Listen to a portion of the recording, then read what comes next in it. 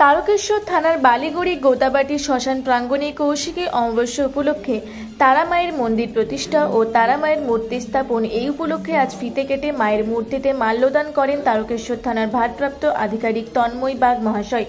এই মন্দির স্থাপনে যার ভূমিকা অত্যন্ত গুরুত্বপূর্ণ তিনি হলেন এলাকারই এক ছোট্ট ব্যবসায়ী রাধানাথ দত্ত। তিনি কয়েক বছর ধরে এলাকার যারা ব্যবসায়ী এবং বন্ধু বান্ধব আছেন তাদের কাছে থেকে কিছু কিছু অর্থ সংগ্রহ করে এই মন্দির প্রতিষ্ঠা করেন এবং মন্দিরের অনেক কাজই এখনো বাকি বলে তিনি জানান। কৌশিকী অমাবস্যা হলো অশুভ শক্তি বিনাশের এক মহান তিথি। এই দিনে আদ্যাশক্তি মহামায়ার আরাধনা করলে দেবীর অশেষ কৃপা লাভ করা যায় বলে মনে করা হয়। তারাপীঠকে সাধক বামাখ্যাপা কৌশিকী অমাবস্যাতে সাধনা করে সিদ্ধি লাভ করেছিলেন বলে প্রচলিত বিশ্বাস।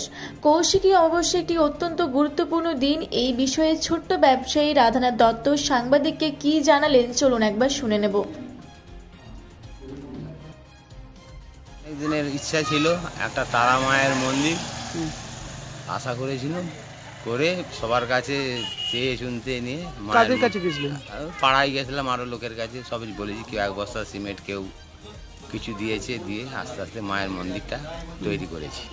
মায়ের মন্দিরটা এলাকার যারা মানুষ আছে, মাধপুর, কলাপুকুর, বাগবাড়ি, কলাপুকুর সবার কাছ থেকেই চেয়েছি, বালিগুড়ির লোকেও দিয়েছে।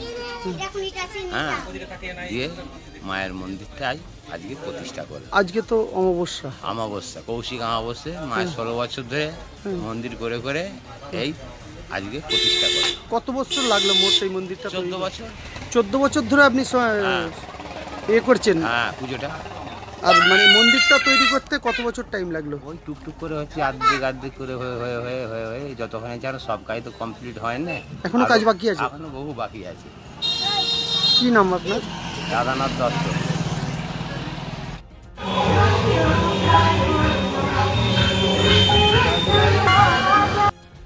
তারকেশ্বর হুগলি থেকে আশিস কুমার ঘোষের রিপোর্ট, রূপসী বাংলা মিডিয়া।